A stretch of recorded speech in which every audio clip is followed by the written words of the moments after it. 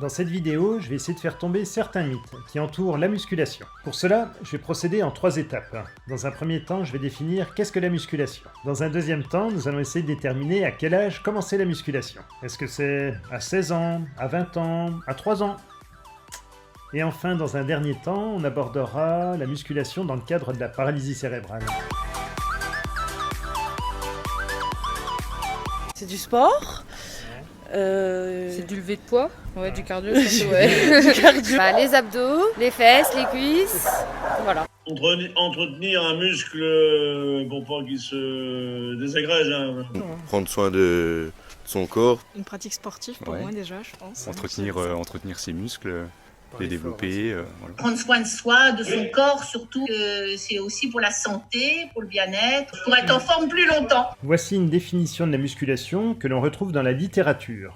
La musculation se réfère à une méthode d'entraînement qui exige que les muscles du corps effectuent un mouvement, c'est ce qu'on appelle un travail concentrique, essaient d'effectuer, c'est un travail statique ou isométrique, ou freinent un déplacement contre une résistance, un travail excentrique, par exemple travail des cuisses quand on descend des escaliers. Et l'objectif de cette méthode d'entraînement contre résistance peut être multiple. Ça peut être améliorer la santé, améliorer la forme physique et la performance. Quelques exemples actuels. Le mal de dos, lutte contre l'obésité, lutte contre les conséquences de l'hospitalisation suite au coronavirus. Les muscles s'atrophient. Autre objectif de santé pour les seniors. Objectif également de forme physique et objectif d'amélioration des performances. Ça peut être pour les sportifs, mais également pour des personnes en situation de handicap, pour améliorer leur indépendance fonctionnelle. Alors une idée reçue, on prend forcément du volume musculaire en faisant de la musculation. C'est faux. Très souvent, j'entends des femmes ou des jeunes filles me dire qu'elles ne veulent pas pratiquer la musculation car elles ont peur de prendre du volume musculaire. Et non, on prend pas forcément de volume musculaire. Regardez-moi, ça fait 22 ans que je fais de la musculation. Si on reprend l'exemple de la définition, avec les différents objectifs, on remarque bien que la prise de volume musculaire ne s'applique qu'à un seul cas. Et pour arriver à prendre du volume musculaire, il faut suivre un protocole adapté et une alimentation particulière. À quoi correspond cette résistance? Très souvent, j'entends ça de la part de jeunes que j'ai en rééducation. Ils veulent des poids pour faire de la vraie musculation. Non, c'est faux. Bien sûr qu'il y a les haltères, mais il peut exister d'autres modalités, comme le poids de corps, les élastiques, etc. Là, on va voir comme exemple le soulevé de terre. Le soulevé de terre, à droite, on le fait avec un balai, c'est-à-dire au poids de corps, à gauche, avec élastique. Des études ont montré qu'on obtient les mêmes résultats, avec poids et avec élastique. Autre exemple, soulevé de terre avec machine de musculation ou bien avec barre d'haltérophilie. Il peut y avoir d'autres modalités de résistance. Ça peut être un pneu, un seau, une moto qui est tombée au sol. Il y en a même qui s'amusent à courir avec des voitures. Et ça peut être soulever un humain, voire 2, voire même un super saiyan. Voici quelques interviews dans la rue pour répondre à cette question. Vers 15-16 ans, non? Ouais, bah, une dizaine d'années, ouais, à partir de 10 ans, quoi. Vers une quinzaine d'années. Bah, ça dépend, vers du 7-18 ans. J'imagine à l'adolescence, pas avant. Pour une femme à 25 ans. Pas avant la croissance, je pense. Je sais pas Non. trop. Moi je dirais ça. Dans mes cours, j'ai vu qu'on peut faire du sport dès tout petit.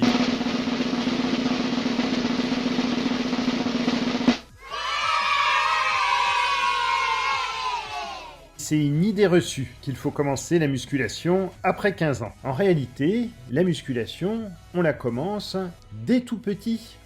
Les enfants, ils n'arrêtent pas de faire des squats. Ils font des fentes, des tractions. Faites un Tabata de squat au poids de corps. Eh bien, vous risquez d'avoir des courbatures pendant plusieurs jours. C'est un réel travail de musculation. Là, les enfants, ils peuvent même faire des tractions et il n'y a pas de souci. Au CrossFit, ils commencent dès 3 ans. En haltérophilie, il y a des cours très très jeunes. Et au judo, ça n'a pas du tout la même image, alors qu'ils soulèvent des charges extrêmement importantes. Et là, dans la tête des gens, on dit pas « Ah bah il faut commencer le judo à 16 ans ». Voici quelques interviews dans la rue pour répondre à cette nouvelle question. Bah, le problème d'articulation, tout ça. Eh ben, ça peut être des problèmes vertébraux. Ça mimait déjà les muscles un peu trop tôt, alors qu'ils sont Ouais. pas tout à fait développés. Puis peut-être qu'un enfant, il aurait du mal à grandir s'il en fait trop jeune. Bah, il y en a pas. Faire de la musculation trop tôt serait pas forcément très bien pour sa croissance. On a un trouble au niveau de la croissance. Tout dépend ce que c'est que musculation, quoi. Et c'est également une idée reçue que de faire de la musculation trop jeune arrête la croissance. De nombreuses études ont contredit cette idée reçue. Et au contraire, ce serait bénéfique pour la croissance osseuse. Nous pouvons retrouver ces idées reçues dans d'autres sports. Le basket fait grandir, la gym ralentit la croissance. C'est faux. Alors c'est vrai que d'un côté, si on regarde la taille des athlètes de haut niveau, les gymnastes y font en général moins d'1m70. Les basketteurs, plus de 2 mètres. Mais est-ce que c'est la gym qui rend petit? Non. C'est le fait d'être petit qui améliore les performances en gym. C'est sûr que si on mesure 2 mètres, c'est plus dur de faire le triple salto arrière. Et des études ont montré que la gymnastique n'avait pas d'incidence sur la croissance. Et par rapport au basket, c'est pas le basket qui permet de grandir, c'est le fait d'être grand qui améliore les performances. Quand on est jockey, il faut faire moins d'1m55. Alors, est-ce que le fait de pratiquer ce sport rend petit? Non. Et en haltérophilie, les gens commencent très jeunes et vous retrouvez des grands. Le judo, il y a moins de préjugés, pourtant, vous voyez, ils portent des charges très lourdes, tentant que sur une jambe. Et pareil, le judo n'a pas d'incidence au niveau de la croissance. Une dernière idée reçue, la musculation, c'est dangereux, les blessures sont fréquentes. C'est faux.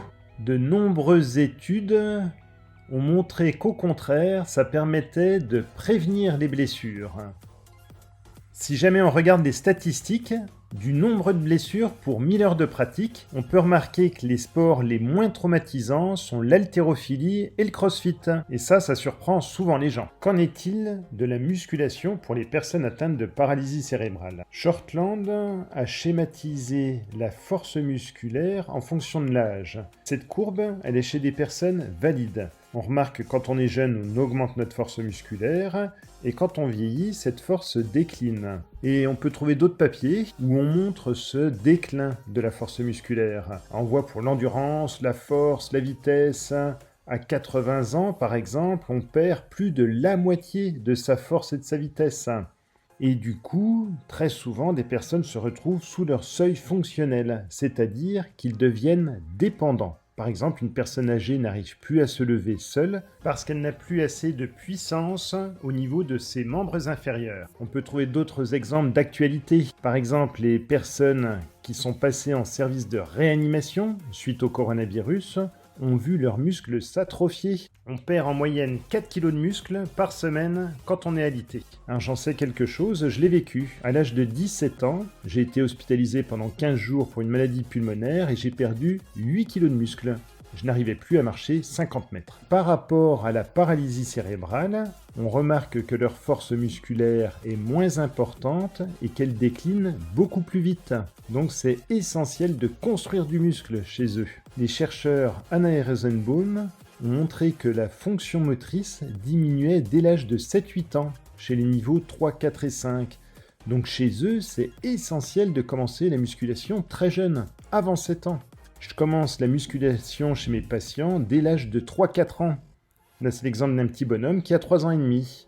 Eh bien, outre d'autres exercices plus ludiques chez lui, on fait des tabata de assis debout qui correspondent à des tabata de squat et vous pouvez remarquer qu'il a déjà bien progressé en quelques mois. Et on remarque que la force musculaire diminue beaucoup plus rapidement dans le cadre de la paralysie cérébrale, donc c'est essentiel de faire de la musculation pour conserver ce muscle et ne pas passer sous le seuil fonctionnel. Une étude a montré que 3/4 des diplégiques perdaient la marche autour de 37 ans. Chez les niveaux 1, en moyenne, ils perdent la marche vers 52 ans. Souvent, j'explique une personne diabétique, elle doit prendre son traitement à vie. Pour les personnes atteintes de paralysie cérébrale, leur traitement à vie, c'est la musculation. Ils ont pris perpétuité.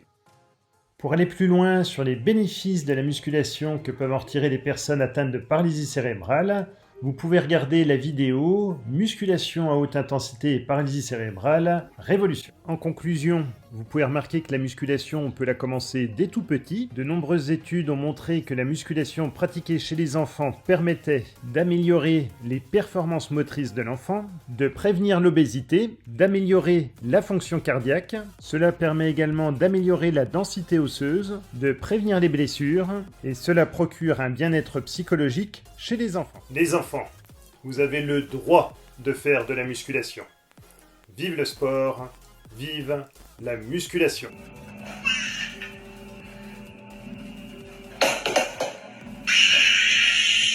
N'hésitez pas à vous abonner à la chaîne. Vous pourrez y trouver des protocoles de musculation courts et intensifs. C'est seulement 10 minutes d'exercice physique à réaliser 2 à 3 fois par semaine. Et vous pouvez le faire en famille, avec des amis. Et ces programmes montrent différentes adaptations en fonction du niveau moteur de la personne et en fonction également s'il est débutant ou confirmé. Bon entraînement et prenez soin de vous. Vive la musculation!